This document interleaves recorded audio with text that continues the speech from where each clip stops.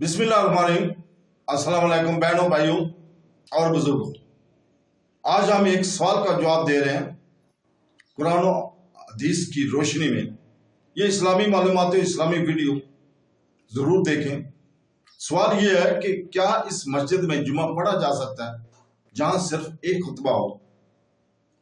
तो दोस्तों, अगर आप किसी मस्जिद में जाते हैं कि आपको मालूम नहीं था कि वो जुमा की नमाज सिर्फ एक खुतबा से अदा करते हैं और आपको ऐसा ही मालूम होता है, आपको इस वजह से मुस्लिम जमात के साथ नमाज नहीं छोड़नी चाहिए, बल्कि इनके साथ इमाम की इक्तिदा में नमाज पढ़ो और इससे इख्तलाफ ना करो।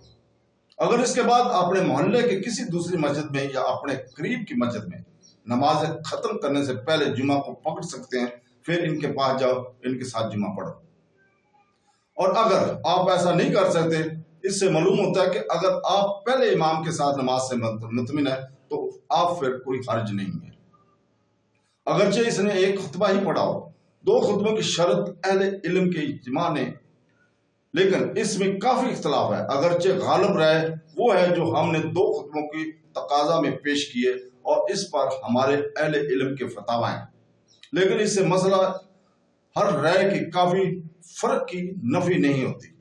इब्ने क़ुदामा रहमतुल्लाह कहते हैं कि मालिक, इसहाक, अबू सौर, इब्ने मंजर और अहले अकल ने कहा है इसके लिए एक खुतबा काफी है, और ऐसे रवायत किया गया है। अहमद से इसकी तरफ इशारा किया। इब्ने क़ुदामा 173/3 की अल मगनी से आखिर इक़्तिबास। और अगर आप मुहतात रहने और मामला ऐसा ही था, आपने अपनी नमाज ज़ोहर की तरह दोहराई तो बेहतर है। और अगर आपकी रिहाइशगाह पर दो खुतबों के साथ नमाज जुमा पढ़ने वाला कोई ना हो या वहां मौजूद हो, लेकिन इसका मुकाम आपसे बहुत दूर है और आपका ख्याल है कि आप इस जगह तक नहीं पहुंच पाएंगे, स्वाय खुतबा के गैब होने के इनके साथ जुमा अदा करें, फिर इनके साथ नमाज पढ़ें, ख्वाह एक खुतबा के साथ। और इस इमाम को ये नसीहत करने की कोशिश करें कि वो लोगों के साथ सुन्नत के मुताबिक नमाज कायम करें और इनकी आबादत को खतरे में न डालें और इन्हें सख्ती और परेशानी में मुब्तला न करें। अगर इस जगह के लोगों में से कोई ऐसा हो जो नमाज को एक खुतबा से नहीं देखता, तो इसे करना की जरूरत है।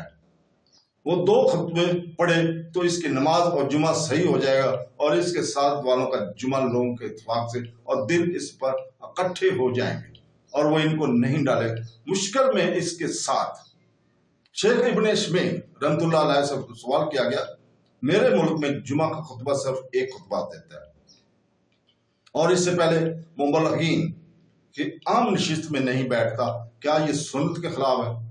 उन्होंने जवाब दिया, हाँ, ये बिलाशुबा सुन्नत के खिलाफ है, क्योंकि रसूल पाक सल्लल्लाहु अलैहि वसल्लम से साबित है कि आप सल्लल्लाहु अलैहि वसल्लम जुमा के दिन दो खुतबा दिया करते थे।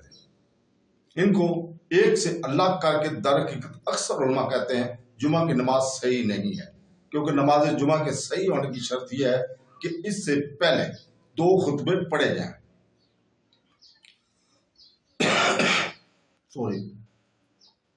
लिहाजा इस इमाम को बताएं कि इसका ये अमल सुन्नत के खिलाफ है और इसके अमल का मतलब ये है कि बहुत से उलमा के नजदीक इसका जुमा सही नहीं है, और इसे कहो कि अल्लाह ताला से डरो और रसूल पाक सल्लल्लाहु अलैहि वसल्लम की पैरवी करो।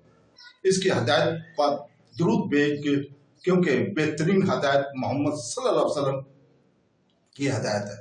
हम अल्लाह से और अपने इसके लिए हदायत मांगते हैं।